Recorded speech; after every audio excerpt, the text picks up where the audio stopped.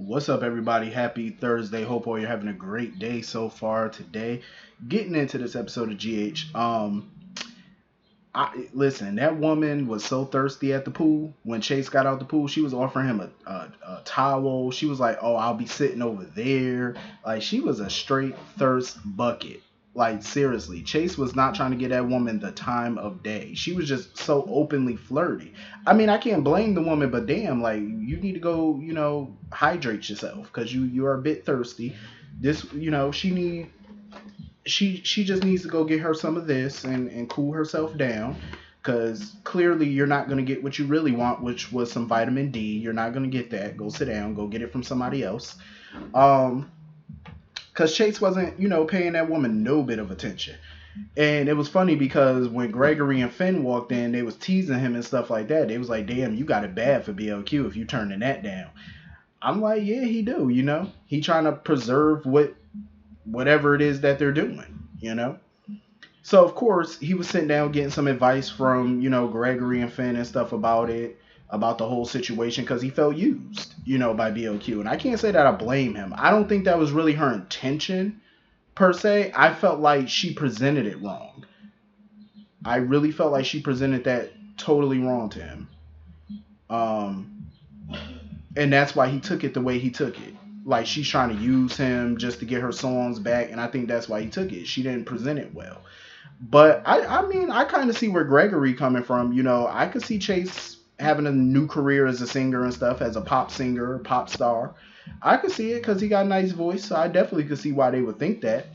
Um, it might work for him. But he did say he loved being a cop. But there's nothing wrong with having a second career. This pop star thing might just pop off.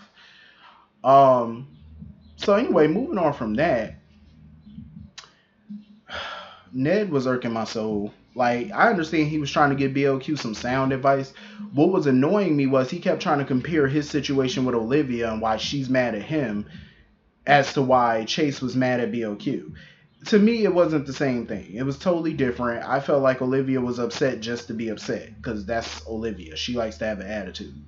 Um, that whole ELQ vote situation, it's not the same as what BLQ and Chase are going through. He felt used. Olivia didn't feel used. She just wanted to be angry and claim she felt like he didn't trust her, like he was leaving her out. But mind you, Olivia shouldn't have felt like he didn't trust her because, for one, that's business. It had nothing to do with their marriage. It didn't affect their marriage one way or the other. And she kept saying she don't care about ELQ. So my thing is, if you don't care about ELQ, why do you care so much about the way he votes? What does it matter to you? You're not a stockholder. You're not a part of the board. You're not a part of the company in any capacity. So it has nothing to do with you. So in my opinion, Olivia is mad for no reason. Well, partly a reason because of Carly. But it's not like Ned knew Carly sold her half of the hotel to buy stock in Aurora just so they could merge and she could make money and get the hotel back. He had no clue. How the hell was he supposed to know that? And even if he did know it, so what? He's supposed to stop what he wants just to make sure Carly gets some money and get her half of the hotel back? Hell no. This was business. It wasn't personal. So Olivia could huff and puff all she want to. Let her stay mad. Um, but I'm glad BLQ realized what she did and stuff like that because she's just so worried about her songs that she sung with, that she wrote for Link. Um, because she wrote a lot of songs with him and she wants those back, and I get it. But it's like, is it really worth messing with Chase's career? Even though Chase, like I said before, he did this to himself. But her coming up with these little ideas and stuff is really self-serving in a way. And like I said, I don't think she's doing it totally on purpose. She's just so desperate to get these songs back that I don't think she's thinking clearly about the repercussions of other people, like the effects that it have on other folks, because it definitely does. Um, but Ned was showing her a video of Chase singing or whatever her song, and it got like 50,000 likes. So, I think her and Chase definitely need to have a sit down and have a talk. And I'm glad that they are going to talk because they need to figure out where they're going with this relationship. And I honestly feel like career wise, they shouldn't mix their career with whatever they're about to do, romantically. I feel like that should not go hand in hand, honestly.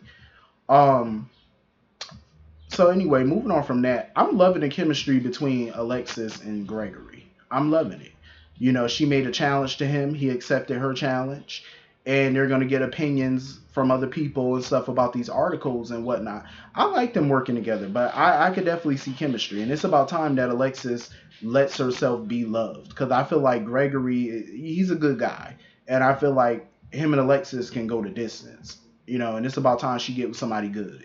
You know where there's not really no drama, because the drama between her and Gregory so far, it's like fun drama, it's like fun banter, and I like it. You know what I mean? It's good back and forth. So anyway, moving on from that, I totally agree with what Laura was telling Anna today, because Anna is not so much worried about Valentin and what he's up to. I mean, she feels like she know him, even though he's been acting different since he got back from that clinic. Like, he been acting shady. Don't get me wrong, Valentin been shady. He came out of Helena womb shady, but he's been shadier than normal. Like, he been all distant with Anna, and she's been noticing that. And I'm glad Laura told her. She was like, listen, you can trust but verify. And I totally agree with that. Trust him, trust what he's saying, but you need to verify though. So you don't get played. I definitely understand where Laura was coming from with that, because I'll be doing the same thing. Because he been acting a little shifty. He been acting a bit shifty lately. And I'm glad Laura told her. She was like, listen, love is blind, but don't let it blind you. I totally agree. Laura was straight dropping some jewels today, because I agree with that. She was dropping some straight up gems, because you could love somebody, trust somebody all you want, but if they acting different than they normally do, you need to find out what's different and find out what the hell going on. And that's exactly what Anna was doing. She was on that phone calling that clinic that Valentin claimed he was at, because she tried to verify if he was even really at that clinic. I love that. But of course, Victor was all creeping up, listening in and all that, watching her and whatnot. I'm like, oh, Lord. Speaking of Victor, so now we get to the meat and potatoes of why Valentin is working with Victor in the first place. So basically, Victor is using Charlotte as leverage against Valentin, because Victor is the one who got her in that private school, and he's the only one who could take her out of the private school. So he's using that against Valentin. And Valentin is not here for that, because we all know how Valentin is about Charlotte. He don't play. He pretty much told Victor, he was like, listen, you keep threatening my daughter or whatever, he was like, I will cut your damn throat. And this was like fun for Victor, because Victor feels like, when Valentin talks like that, he's talking like a true Cassadine. The Cassadines are a weird bunch. Like, when they threaten each other, they get aroused by it for some reason. They get all happy about that shit. Even Helena used to be like that. Whenever Nicholas would talk back to her and buck up against her, she liked it. It was like an aphrodisiac to her. I was like, what the hell? Like aromatherapy or something. I'm like, y'all like this little crazy talk? Like, when your family members threaten bodily harm to you, like, that shit turns you on in a way or something? Like, it makes you happy? Like, that's some weird shit. They just sit there and put a smile on their face when they get threatened. I'm like, okay. But Victor, he pretty much wants Valentin to continue to do his bidding, because now he feels like, since Laura's out to get him and she wants to deport him, he needs to get her out of office immediately. Like, he wants her stripped of her mayoral power, so that way she can't deport him. You know what I mean? So he needs Valentin's help in that department. And he basically told Valentin, you're gonna help me whether you want to or not. Like, you could threaten me all you like, but you're gonna do what the hell I tell you to do. So Valentin need to find a way to get out from under, Victor's thumb, and he needs to do it rather quickly. So anyway, it was so great to see Rebecca Hurst today, Elizabeth Weber. It was good to see her today, because this storyline, her being in Shady Brook, been going on, and we haven't been seeing her for quite some time. I think in the month of June, she was only on in like 2 episodes last month, which is horrendous. Like, to put Rebecca Hurst on only 2 episodes last month, that was just trifling. What the hell were they thinking? Like, Rebecca even had to hop on Twitter to let fans know, like, no, I'm not leaving the show and stuff like that. I'm like, damn, like, what is going on?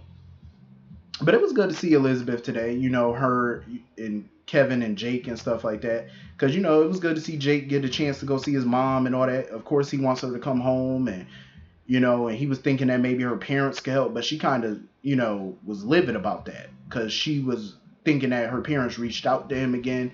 Kevin was smart to take Jake out because he knew once Jake mentioned her parents that that was a trigger for her. Um, and it was, he wanted to know like what's going on with your parents. And she basically flipped out on Kevin, like they're not, they don't mean nothing to me. Forget my parents, they don't mean nothing to me. She had knocked the puzzle pieces over, and she was just livid. And he feels like there's something inside of her, this dark side. You know what I'm saying? Especially where her parents are concerned, because she felt like her parents basically abandoned her. Like they just packed her and her sister up and pushed them off to the side to go be with their grandmother and pretty much wash their hands of their kids. And that's how Elizabeth feels. So I think she definitely has abandonment issues and stuff like that. And I think with Franco dying and her parents reaching out to her son and stuff, I think a lot of that triggered that darkness in her. You know what I'm saying? And I think Kevin is trying to find a way to tap into that to get to the meat and potatoes of what happened in her childhood, all that stuff. You know what I mean? That triggered all of this. And even though Elizabeth don't want to talk about her parents, whatever happened back in the day, it's the root. We all know some of the story about her parents, but we don't know everything. Like what happened when she was a kid. How were they as parents back then? You know what I'm saying? Like we don't know everything about that. So I'm glad that they're delving into her past. And I hope that they bring her parents on at some point to bring this all together. You know what I'm saying? Um, but she wanted Kevin to do something for her or whatever, and Finn showed up and wanted to see Elizabeth, but Kevin was like, "Yeah, you can't see her because she's gone." I'm like, "Gone where? Where the hell did y'all bring her?" But I can't wait to see this play out, and I really want them to invest in this story because I think this is a great story for Elizabeth. Like we're finally tapping in to her backstory, like her full backstory of back in the day, and I like it. I don't remember them ever really talking about her parents or her childhood too much. I don't. They could have, but I don't remember it. Um, but it would be great to finally see her parents on screen, especially her mother, because we never seen her mother before. So I think that'd be dope. She could finally get over this. Try to find some closure with her parents, because I think that's just been eating her up for a long time. She's been practically on her own for 25 years. Since her parents pretty much dumped her off to her grandmother for over 20 years. So it's time that they tap into it. I'm glad that they are. Um, that was pretty much the whole episode. I wonder what Valentin need to do. I wonder what his plan is for Laura, because he went up to Laura and stuff like that, talking about we got business to discuss or I got business for you or whatever. I wonder what the hell Valentin about to do, because they better not touch Laura. Like I don't care what Victor want, he better not touch Laura. That's all I know. But hit the comment section. Let me know what you all thought about this episode, and I will see you all later. Have a great day. Peace.